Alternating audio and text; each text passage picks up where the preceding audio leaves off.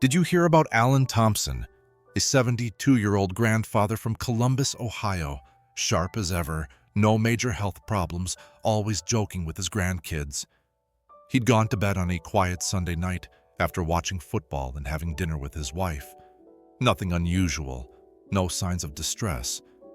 But the next morning, when his wife tried to wake him, he was gone. No warning, no prior diagnosis, just silence.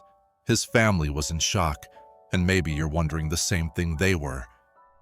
How could something like that happen to someone who seemed perfectly fine? Here's the hard truth. After the age of 70, certain nighttime habits, small, seemingly harmless ones, can quietly put your life at risk. Not all at once, not dramatically, but over time, they chip away at your heart, your sleep quality, your circulation, and your brain function. And most people, they don't even realize they're doing them. That's why in this video, I want to walk you through 4 bedtime habits that seniors often overlook, but which can have serious consequences. Some of these might seem obvious, others, you may have done them for years without ever thinking twice. But I promise, by the end of this video, you'll not only understand why they matter, you'll know exactly what to do instead to protect yourself, to sleep better, to lower your risk, and to wake up the next morning feeling stronger and safer. And I want you to stay with me until the very end, because the final habit we'll cover, it's something most people over 70 do every night, and it could be putting unnecessary strain on your heart and lungs while you sleep. And the good news? It only takes one small adjustment to change everything. This isn't about fear, it's about awareness, because what happened to Alan, it wasn't just his time.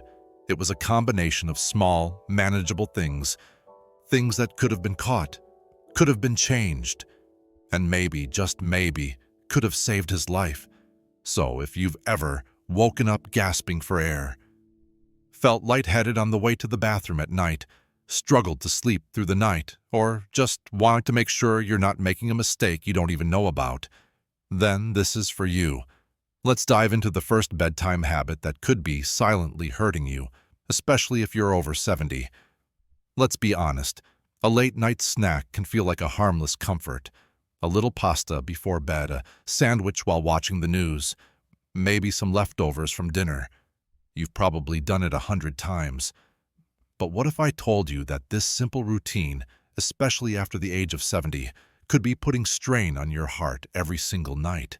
You see, as we age, our bodies don't handle food the way they used to. Your metabolism slows.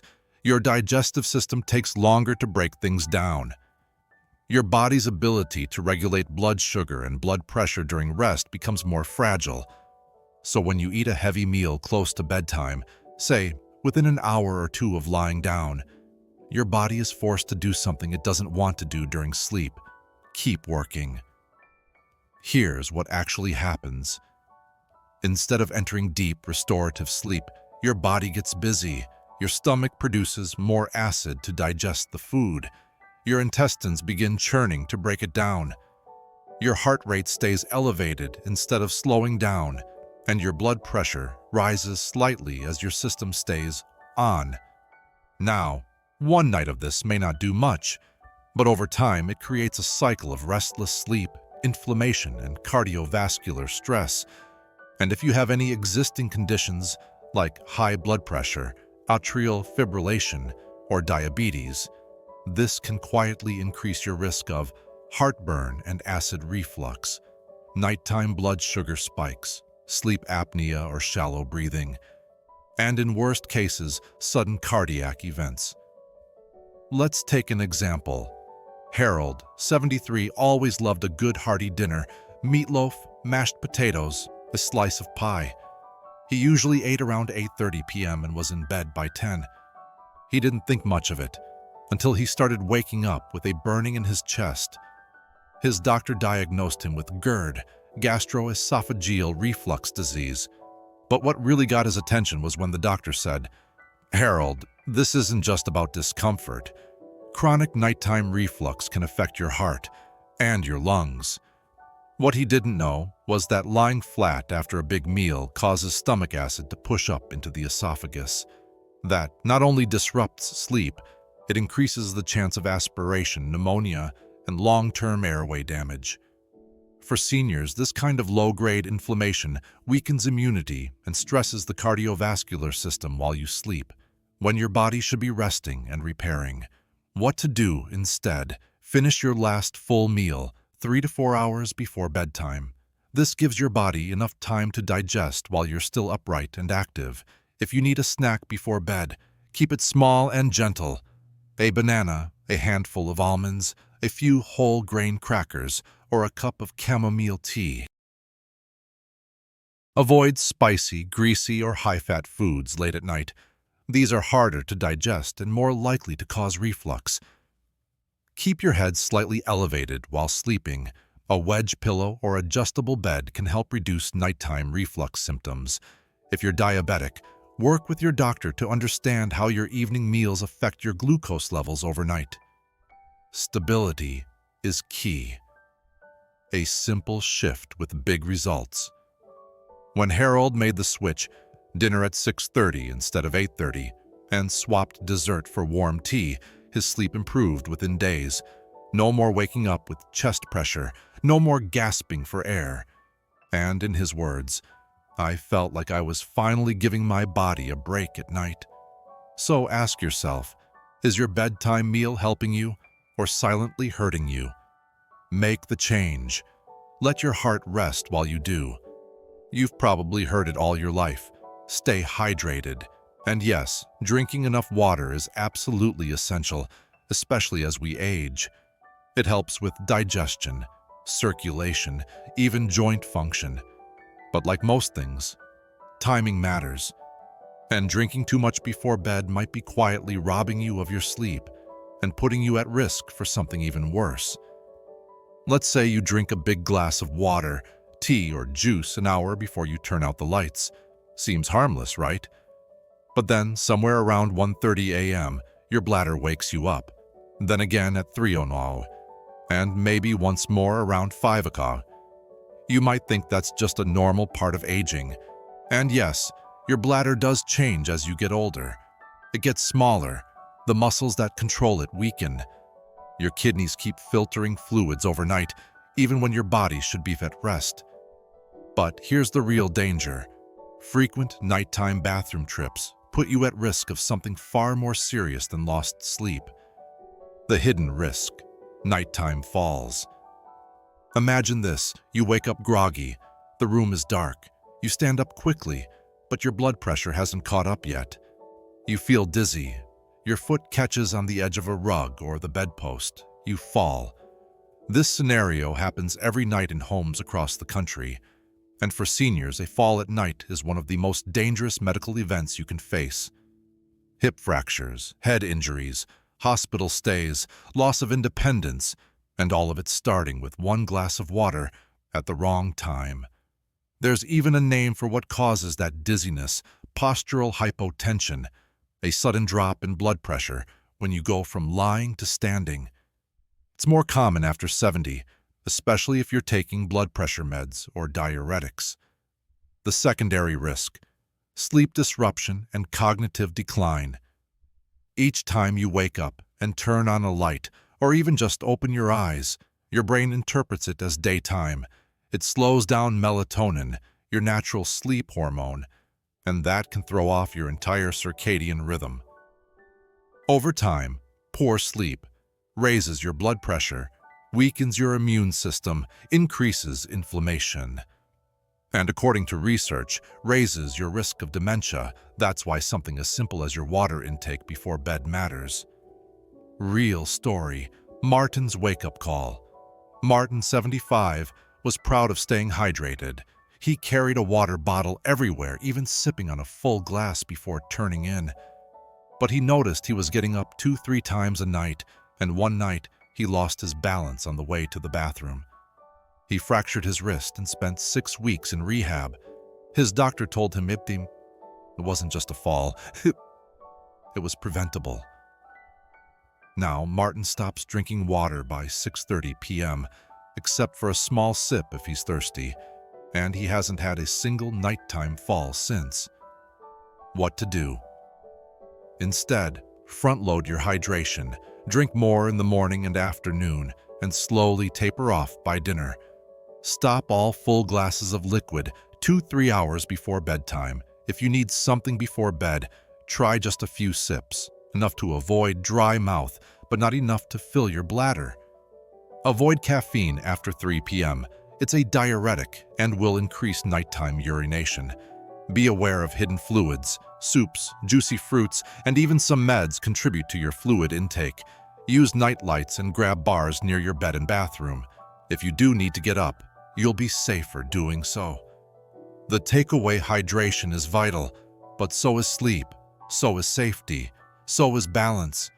By adjusting when you drink, not just how much, you give your body what it needs, without putting yourself at risk. Because the goal isn't just to wake up in the middle of the night, it's to wake up in the morning, safe, strong, and steady. There's something comforting about a warm bedroom.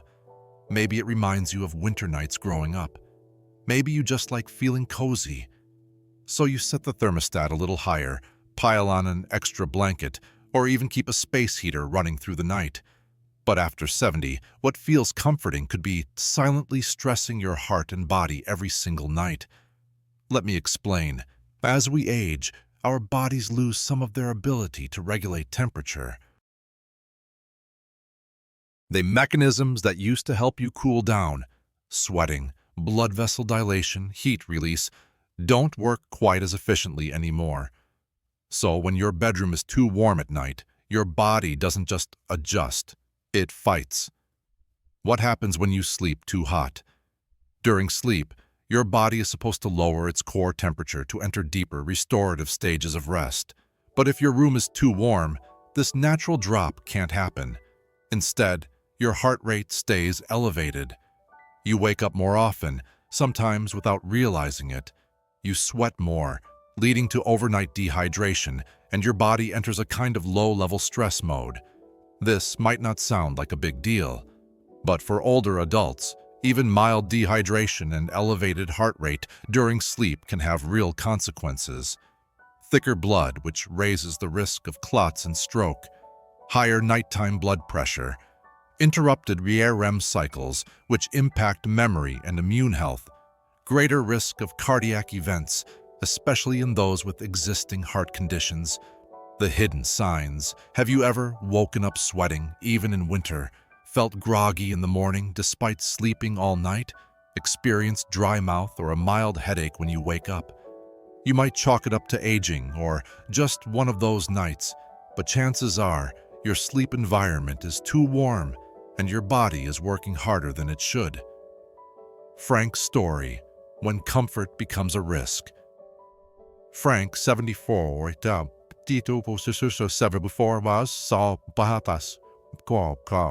liked to keep things toasty.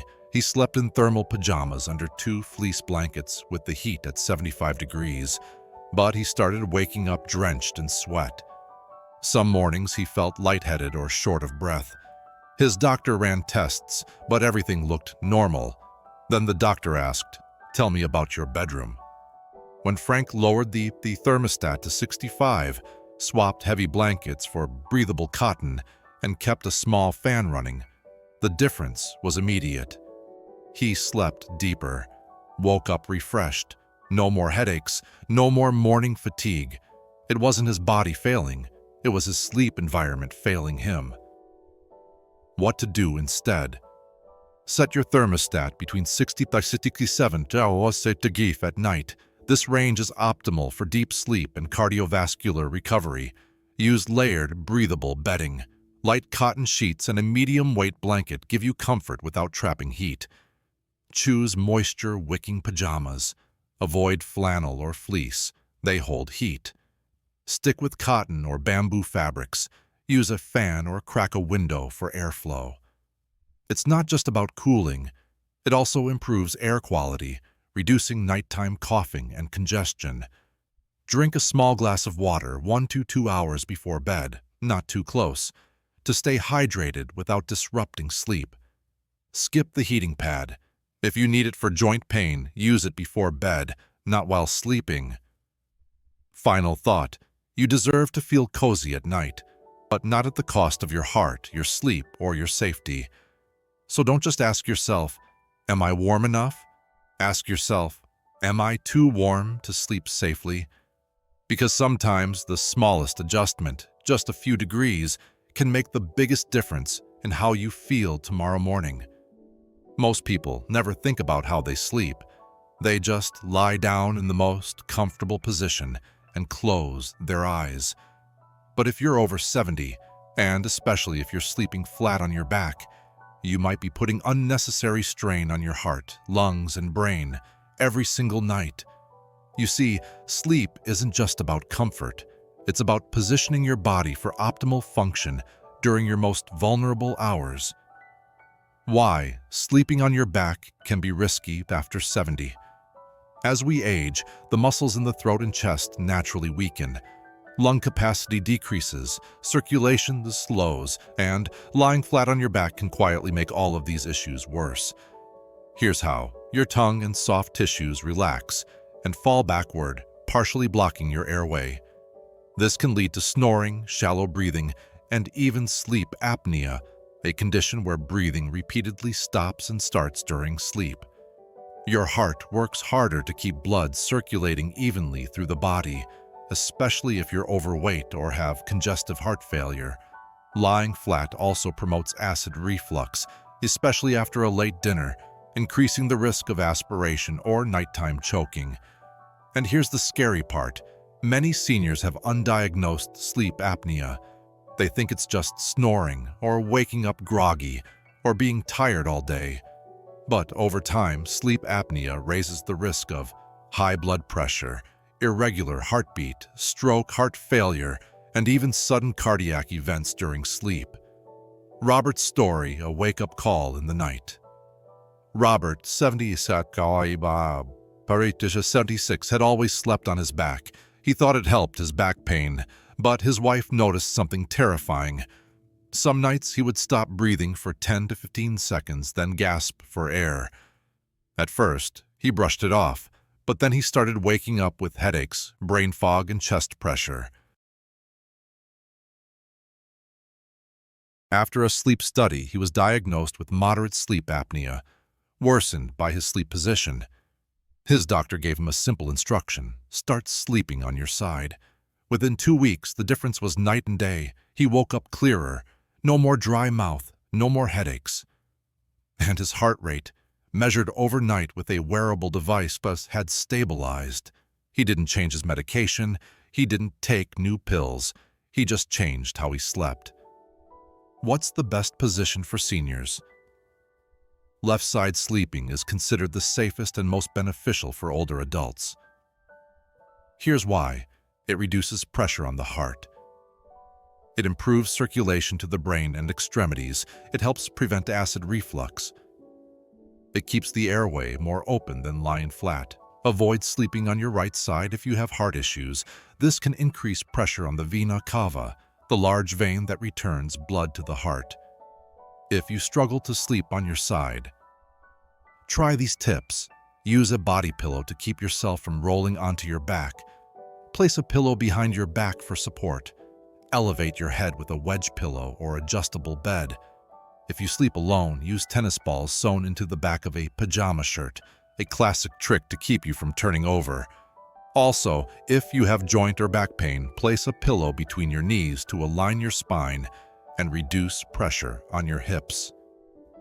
A small shift with big impact. You spend nearly a third of your life sleeping, and how you position your body during that time matters more than you think. By switching to a safer sleep position, you can breathe easier, sleep deeper, and protect your heart, all while doing absolutely nothing except lying a little differently. Let's pause and take a breath. We've covered a lot in this video, and it's not always easy to think about how something as ordinary as your bedtime routine could quietly be putting your health at risk. But here's the truth: what you do or don't do before you fall asleep can have real, lasting consequences, especially after 70. The good news: These risks aren't permanent. They're not locked in. And you don't need a doctor's appointment or a prescription to start making powerful changes tonight. Let's go back over the 4 bedtime habits we've covered and what you can do about each one. 1. Eating too late at night. What seems like a simple habit, finishing dinner late or grabbing a heavy snack before bed, forces your body to work when it should be resting.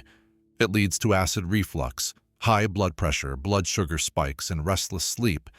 And over time, it puts stress on your heart and digestive system. What to do instead? Finish your last full meal 3-4 hours before bed. If you need a snack, go light and easy, a handful of nuts or a banana. 2. Drinking too much liquid before bed. Hydration is important, but drinking too much in the evening disrupts your sleep, increases bathroom trips, and raises the risk of dangerous nighttime falls. Every trip to the bathroom in the dark is a potential hazard, especially if your blood pressure drops when you stand. What to do instead? Hydrate earlier in the day and taper off in the evening. Stop drinking large amounts of liquid 2-3 hours before bed. 3. Sleeping in a room that's too warm. A cozy room might feel nice, but when your core temperature can't drop during the night, your body can't rest properly. Warm sleep environments can cause dehydration, elevated heart rate, and disrupted REM sleep, all of which weaken your health over time. What to do instead?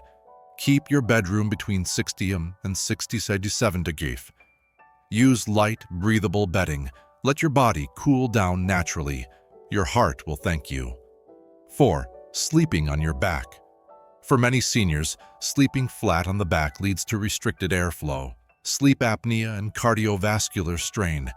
Even if you don't notice it happening, it can gradually wear down your system night after night. What to do instead? Train yourself to sleep on your left side. Use pillows for support and keep your airways open by elevating your head slightly. These aren't radical changes. You don't need to buy anything. You don't need to overhaul your life. But if you change just one of these habits tonight, even one, you could sleep better, breathe deeper, and wake up stronger tomorrow morning. So here's your question. Which of these habits have slipped into your routine? Which one feels the easiest to change right now? Reflect for a moment, because awareness is the first step to change. And if you've watched this far, you're already ahead of most people. You're thinking, you're learning, and that means you're still in control. By now, you've seen how just a few small habits at bedtime can have a big impact on your health. But what if you want to go one step further? In this final section, I want to share a few simple, smart upgrades you can make to your nighttime routine that will help protect your body, support your brain, and keep you sleeping safely and soundly. These are the things I recommend most often to patients in their cell and beyond. Nothing fancy, nothing complicated, just small shifts that work. Install night lights, even if you don't think you need them. As we age, depth perception changes, and what looks fine during the day becomes disorienting at night. A dark hallway or a dim corner of the bedroom can turn into a fall hazard. What to do? Install motion sensor nightlights near your bed, along the path to the bathroom, and near any stairs or thresholds. Your future self will thank you. 2. Avoid screens for at least 60 minutes before bed. Blue light from TVs, phones, and tablets blocks melatonin, your brain's sleep hormone. That makes it harder to fall asleep and stay asleep, especially if you already struggle with light sleep. What to do? Switch to a paperback book, calming music, or guided meditation during the last hour before bed. You'll fall asleep faster and sleep more deeply. 3. Create a wind-down routine that tells your body, it's time to rest. A predictable nighttime routine helps signal your brain that it's time to switch off. This is especially helpful if you've been feeling more anxious, restless, or wired at night. What to do? Try this 30-minute routine. 10 minutes. gentle stretching or walking. 10 minutes, wash your face, brush teeth, light breathing exercises. 10 minutes, dim the lights, sit quietly, read or pray, repeat it every evening. Your body will start responding. 4. Don't go to bed too full or too hungry. We've talked about avoiding heavy meals, but going to bed with a completely empty stomach can also backfire, especially for people with blood sugar issues. What to do? If you feel slightly hungry, try a small, high-protein snack, a slice of turkey, a few almonds, or a piece of cheese. It helps stabilize blood sugar and may improve sleep depth. 5. Use supportive pillows. Sleeping on your side is great, but only if your spine is aligned and supported. What to do? Use a pillow between your knees to reduce hip pressure. Slightly elevate your head to support breathing. Consider a wedge pillow if you suffer from acid reflux. Comfort isn't a luxury, it's part of good sleep hygiene. Final thought. You've made it through this video because you care. You care about your body, your mind, your future, and that already sets you apart. Aging doesn't mean giving up control. It means learning how to adapt. And tonight, you have everything you need to make your next sleep better than the last. So ask yourself, what one change will I make starting tonight? Will you cool down your room, skip that second glass of water, try sleeping on your left side? Whatever you choose, start small and be consistent, because healthy aging isn't built in hospitals. It's built in moments like these, quiet, intentional, powerful. Sleep well. You've earned it.